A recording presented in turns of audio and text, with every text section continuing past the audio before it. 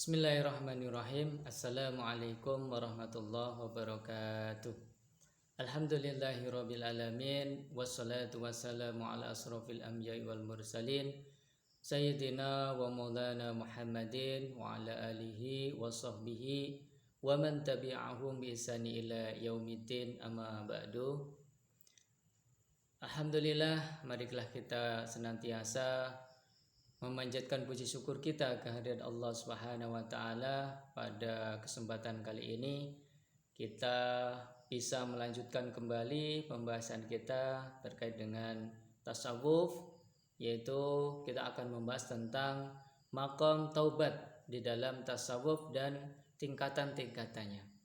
Salawat serta salam kita sanjungkan kepada junjungan kita Nabi Agung Muhammad Sallallahu alaihi wa alihi wasallam. Semoga kita semuanya mendapatkan syafaat beliau di hari kiamat kelak. Pada kesempatan kali ini kita akan membahas tentang maqam taubat di dalam tasawuf dan tingkatan-tingkatannya. Nah, pada kesempatan kali ini kita sudah masuk pertemuan yang ke-6 ya. Sebelumnya kita sudah membahas tentang maqamat dan juga ahwal di dalam tasawuf ya. Nah, di dalam pembahasan yang lalu sudah kita bahas tentang apa itu maqamat ya, atau maqam di dalam tasawuf. Nah, maqam secara sederhana bisa kita artikan sebagai tingkatan-tingkatan atau terminal-terminal yang harus dilalui oleh orang yang menempuh perjalanan rohani, orang yang menempuh perjalanan spiritual untuk mendekatkan diri kepada Allah Subhanahu wa taala, untuk membersihkan hatinya untuk memperoleh ma'rifatullah, dan juga tentu untuk memperoleh kedekatan kepada Allah Subhanahu wa taala. Baik, untuk saat ini kita akan membahas maqam taubat, di mana maqam taubat merupakan salah satu maqam awal yang harus dilalui oleh orang yang menempuh perjalanan rohani ya, atau menempuh perjalanan tasawuf ini. Yang pertama yang harus dilakukan adalah taubat. Apa itu taubat? Ya, di dalam pembahasan kita paling tidak nanti kita akan membahas tentang makna taubat, apa itu taubat ya. Kemudian tingkatan-tingkatan taubat di dalam tasawuf. Kemudian ada klasifikasi taubat, ada syarat-syarat dalam taubat, makna taubat, taubatan nasuha, kemudian syarat-syarat taubatan nasuha, ciri-ciri taubat yang diterima oleh Allah Subhanahu wa taala ya, dan juga nanti berkaitan dengan hal-hal yang terkait dengan itu semua. Nah, sekarang kita akan awali apa itu makna dari taubat ya. Taubat adalah salah satu kata atau bahasa yang berasal dari bahasa Arab ya. Taubat ini berasal dari bahasa Arab yang artinya adalah kembali. Jadi ketika kita mengatakan taubat ya, aku bertobat, maka maknanya adalah aku akan kembali ya. Nah, taubat di dalam agama Islam ya, di dalam Islam adalah kembali kepada Allah Subhanahu wa taala dengan melepaskan hati dari belenggu yang membuatnya terus berbuat kesalahan atau berbuat dosa. Kemudian kita berusaha untuk melaksanakan hak-hak Allah Subhanahu wa taala. Ya, itu makna dari taubat, yaitu kembali kepada Allah dengan melepaskan diri dari belenggu yang membuat kita terus-menerus melakukan perbuatan dosa. Ada juga yang mengatakan bahwasanya taubat ini adalah rasa penyesalan yang sungguh-sungguh di dalam hati disertai dengan permohonan ampun ya, serta meninggalkan segala perbuatan yang menimbulkan dosa. Nah, itu taubat ya, penyesalan ya, menyesal atas apa yang telah dilakukan pada masa lalu, kemaksiatan yang dilakukan pada masa lalu ya, dan berusaha untuk kembali kepada Allah Subhanahu wa taala, ya. Dan kemudian melaksanakan perintah-perintah Allah Subhanahu wa taala. Ya, artinya kita memang bertekad untuk meninggalkan segala perbuatan-perbuatan buruk, kemaksiatan-kemaksiatan, ya, atau hal-hal yang berkaitan dengan dosa-dosa pada masa lalu, dan kita kembali kepada Allah, ya. Meninggalkan itu semua dan kembali kepada Allah, ya, dengan melaksanakan hak-hak Allah Subhanahu wa taala. Ya, itu taubat, ya. Taubat juga merupakan kembali dari alam materi, ya. Di dalam tasawuf bahwasanya taubat adalah kembali dari alam materi ke dalam alam ruhani. Ya, setelah terbutakannya cahaya fitrah kita dan ruhani tersebut, ya, dari hawa nafsu dan dosa serta durhaka kepada Allah Subhanahu wa taala. Setelah sekian lama kita berada dalam kenikmatan-kenikmatan material, ya, atau jasmaniah, ya, dan kita tidak awalnya kurang memperhatikan hal-hal yang terkait dengan rohaniah, dengan spiritual kita, dengan kejiwaan kita, ya, maka kita berusaha untuk kembali, ya, ke alam rohani, ya, untuk mendekati Allah Subhanahu wa taala. Nah, kemudian juga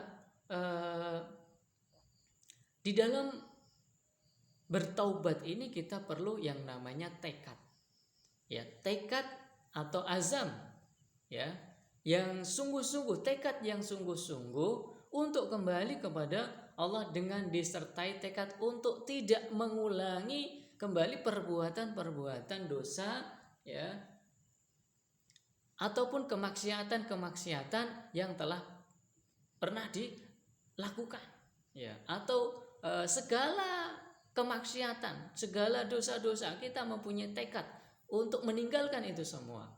Dan ini memerlukan tekad, upaya keras melalui latihan-latihan praktis atau dengan cara mempelajarinya ya secara matang, sehingga kita mempunyai pengetahuan, ilmu bagaimana kita ini kembali kepada Allah dengan tekad yang kuat, ya, sehingga kita memang benar-benar tidak akan mengulangi perbuatan-perbuatan dosa yang pernah kita lakukan, ya.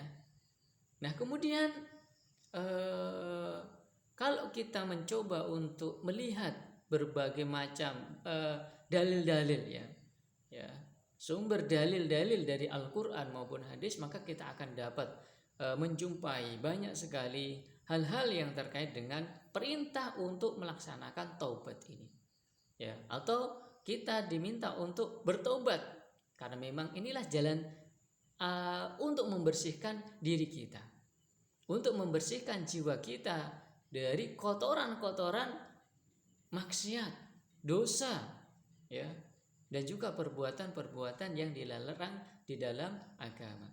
Di dalam surat At-Tahrim ayat 8, Allah Subhanahu wa taala berfirman, Bismillahirrahmanirrahim, Ya ayyuhalladzina amanu tubu ilallahi taubatan nasuha asa rabbukum ayyakaffiru ankum sayiatikum wa yudkhilukum jannatin tajri min tahtiha al-anharu yauma la yukhzillahu an-nabiyyu walladzina amanu ma'ah nuruhum yas'a baina aydihim wa bi aymanihim yaquluna rabbana atmim lana nurana waghfir lana innaka ala kulli syai'in qadir, ya. Yang artinya, hai orang-orang yang beriman, bertaubatlah kepada Allah dengan taubatan nasuha, taubat yang semurni-murninya, ya. Mudah-mudahan Rabbmu akan menutupi kesalahan-kesalahanmu dan memasukkanmu ke dalam jannah yang mengalir di bawahnya sungai-sungai pada hari ketika Allah tidak menghinakan Nabi dan orang-orang mukmin yang bersama dia, sedangkan cahaya mereka memancar di hadapan dan di sebelah kanan mereka sambil mereka mengatakan, ya Rabb kami, sempurnakanlah bagi kami cahaya kami dan ampunilah kami, sesungguhnya Engkau Maha Kuasa atas segala sesuatu. Nah, ini di dalam surat At-Tahrim memerintahkan kita untuk taubat semurni-murninya, taubatan nasuha, taubat yang sebenar-benarnya, yang murni tanpa ada maksud yang lain. Yang kita maksud adalah Allah sendiri, ya, semurni-murninya. Dan maksud tujuan dari taubat itu adalah Allah itu sendiri, mendekatkan diri kepada Allah, mohon ampun kepada Allah atas segala kemaksiatan yang pernah kita lakukan. Kemudian juga di dalam surat Az-Zumar ya, ayat 53 Allah pun juga berfirman, Bismillahirrahmanirrahim, Qul ya ibadiyalladzina asrafu ala anfusihim la taqnatu mir rahmatillah innallaha yaghfiru dzunuba jami'a innahu wal ghafurur rahim. Katakanlah, wahai hamba-hambaku yang melampaui batas terhadap diri mereka sendiri, janganlah kalian berputus asa atas rahmat Allah. Sesungguhnya Allah mengampuni dosa-dosa semuanya. Sesungguhnya Dialah yang Maha Pengampun lagi Maha Penyayang.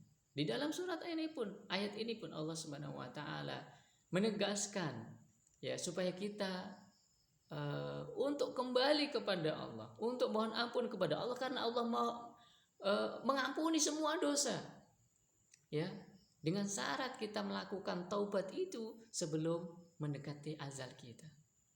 Ya, Allah mengampuni. Ya, bahkan di sini disebutkan, wahai hamba-hambaku yang melampaui batas, karena Allah Maha Pengampun. Kemudian di dalam surat-surat yang lain, ya, di dalam ayat surat Ali Imran, ya, ayat 153, ya, walladzina idza fa'alu fahishatan aw dzalamu anfusahum zakarullaha fastaghfaru lidzunubihim wa may yaghfiru dzunuba illallah wa lam yusirru ala ma fa'alu wa hum ya'lamun. Yang artinya, dan juga orang-orang yang apabila mengerjakan perbuatan keji atau menganiaya diri sendiri, mereka ingat akan Allah lalu memohon ampun terhadap dosa-dosa mereka, dan siapa lagi yang dapat mengampuni dosa selain daripada Allah. Dan mereka tidak meneruskan perbuatan kejinya itu sedang mereka mengetahui. Nah, kemudian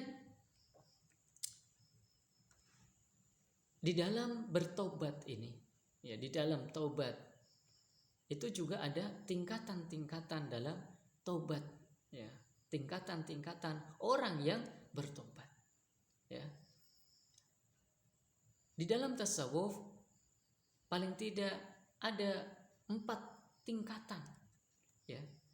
Ada 4 tingkatan orang-orang yang bertobat. Ya, yang pertama, taubatnya, tingkat pertama adalah taubat menyangkut dosa yang dilakukan oleh jasad atau anggota badan kita. Ya, jadi perbuatan-perbuatan yang dilakukan oleh jasad, tangan mencuri, mengambil hak orang lain, mata dengan melihat, telinga dengan mendengar, mulut kita dengan pembicaraan, kaki kita gunakan untuk melakukan kemaksiatan. Maka ini adalah tingkatan taubat yang pertama. Jadi orang-orang yang melakukan perbuatan, ya, atas apa yang dilakukan oleh anggota badannya, ya, atau fisiknya, ya, maka itu adalah tingkatan tobat yang pertama, ya, yang paling dasar. Tobat yang dilakukan oleh anggota tubuh kita. Nah, kemudian yang kedua adalah tobat menyangkut pangkal dari dosa-dosa, yaitu dosa iri, dengki, sombong, dan juga riya. Artinya ini adalah tobat yang dilakukan, ya, yang dilakukan oleh hati kita, ya, oleh hati kita, ya, sifat-sifat iri, dan ini merupakan penyakit hati, penyakit kolbu yang harus kita hilangkan, ya, yaitu dosa iri, dengki, sombong, dan riya. Karena memang di dalam tasawuf, paling tidak di dalam mencapai kedekatan diri kita kepada Allah Subhanahu wa taala, maka ada 3 langkah yang harus dilalui. Yaitu yang pertama adalah takhalli. Yang kedua adalah tahalli dan juga tajalli. Takhalli adalah kita berusaha untuk mengeluarkan semua sifat-sifat buruk, ya, penyakit-penyakit hati, karakter-karakter buruk yang ada di dalam hati kita, jiwa kita, kita keluarkan semuanya dengan bertaubat kepada Allah Subhanahu wa taala. Nah, setelah ini bersih, kita sudah tidak ada penyakit-penyakit seperti iri, dengki, sombong, riya, takabur, ya, kemaksiatan dan sebagainya, maka tahalli, yaitu berusaha memasukkan sifat-sifat yang baik, ya, ke dalam diri kita, ya, ke dalam hati kita, ya. Nah, maka sebelum dia bisa mengeluarkan semua hal-hal yang buruk dari dirinya, maka dia belum akan mampu untuk memasukkan sifat-sifat yang baik di dalam dirinya. Maka makom yang pertama tadi, tahalli, itu harus dilakukan dulu, ya, harus dilalui dulu makom tahalli ini. Baru makom takhalli tadi, dikeluarkan semua sifat-sifat yang buruk dari dirinya, kemaksiatan, pembangkangan, kekafiran, kemunafikan dan sebagainya. Baru, ya, setelah ini bersih dari diri kita, maka akan kita berusaha untuk memasukkan sifat-sifat yang baik, sifat-sifat yang terpuji, ya, sifat-sifat yang lurus, ya, sabar, ya, tawakal, ya, ridho, ikhlas, ya, dan lain sebagainya. Sifat-sifat yang baik yang kita masukkan ke dalam diri kita. Baru nanti akan masuk ke tingkatan yang lain, yaitu apa? Tajalli. Jadi akan tampak di dalam di hadapannya kebesaran Allah Subhanahu wa taala. Kedekatan dia kepada Allah Subhanahu wa ta'ala. Kenapa? Hatinya sudah terpancar cahaya nur dari Allah Subhanahu wa ta'ala, sehingga dia mampu untuk menyaksikan kebesaran Allah, keindahan Allah, ya, dan kedekatan dirinya kepada Allah Subhanahu wa ta'ala. Nah, selanjutnya kita kembali ke tingkatan taubat tadi, bahwa tingkatan taubat yang ketiga ini adalah menyangkut usaha menjauhkan diri dari bujukan setan dan menyadarkan jiwa akan rasa bersalah kepada Allah Subhanahu wa taala. Ya, tadi ada taubat dari perbuatan fisik, kemudian perbuatan dari pangkal dosa yaitu hati kita. Nah, kemudian kita bertobat dari segala usaha. Taubat menyangkut usaha menjauhkan diri dari bujukan setan. Ketika ada masuk bujukan-bujukan setan, ya, ini, ya, merupakan dosa di dalam tasawuf. Ya, ketika kita membiarkan bisikan-bisikan setan ini masuk untuk bermaksiat kepada Allah Subhanahu wa taala, maka ini juga termasuk salah satu dosa. Maka pun kita harus bertaubat kepada Allah Subhanahu wa taala. Kemudian tingkat yang keempat adalah tingkatan taubat atas kelengahan pikiran dan hati dalam mengingat Allah Subhanahu wa taala, yaitu hati yang lalai dari zikir kepada Allah. Ya. Ketika lalai dari zikir atau mengingat Allah, kita mengingat hal-hal yang materi yang kita lihat di alam semesta ini. Hati kita lalai, diri kita lalai dari menyebut nama Allah Subhanahu wa taala. Maka tingkatan taubat yang keempat ini bukan dia melakukan perbuatan dosa fisik, hati dan lain sebagainya, tapi karena dia tidak mengingat Allah, karena lalai dari mengingat Allah Subhanahu wa taala. Nah, itu tingkatan-tingkatan taubat. Kemudian juga ada klasifikasi dari taubat. Nah, klasifikasi dari taubat ini yang pertama adalah meninggalkan kejahatan dengan segala bentuknya dan beralih kepada kebaikan karena takut kepada Allah Subhanahu wa taala. Kita berusaha untuk meninggalkan ya, kejahatan-kejahatan segala dalam bentuk apapun, baik fisik maupun non fisik, baik yang dilakukan fisik maupun hati kita, pikiran kita, bisikan-bisikan dari setan dan sebagainya. Kita berusaha untuk meninggalkan kejahatan dengan segala bentuknya itu. Kemudian yang kedua adalah beralih dari satu situasi yang sudah baik menuju situasi yang lebih baik lagi. Ya, dalam tasawuf disebut dengan inabah. Ya, kita berusaha selalu meningkatkan kualitas kita di hadapan Allah Subhanahu wa taala dari sesuatu yang baik kepada yang lebih baik. Ya, artinya ini adalah terkait dengan kualitas pengabdian kita kepada Allah Subhanahu wa taala. Kemudian rasa penyesalan, yang ketiga adalah rasa penyesalan yang dilakukan semata-mata karena ketaatan dan kecintaan kepada Allah. Hal ini disebut dengan aubah. Ya, disebut dengan aubah. Penyesalan, rasa penyesalan yang dilakukan semata-mata karena ketaatan dan kecintaan kepada Allah Subhanahu wa taala. Atas apa? Atas kekurangan, atas sedikitnya amal, ya, atas segala hal pengabdian kita kepada Allah Subhanahu wa taala. Ya. Sehingga kita perlu untuk beraubah, untuk menyesal, ya, karena memang ini timbulnya dari rasa semata-mata karena ketaatan dan kecintaan kita kepada Allah Subhanahu wa taala. Kemudian untuk mendapatkan taubat yang benar-benar taubat yang diterima oleh Allah Subhanahu wa taala, maka pun kita harus memperhatikan syarat-syarat dalam taubat. Ya, yang pertama, di dalam taubat, agar taubat kita, karena ini adalah langkah kita, langkah awal kita di dalam menuju perjalanan kita kepada Allah untuk membersihkan hati kita, diri kita ini dari segala dosa-dosa dan kemaksiatan yang pernah dilakukan.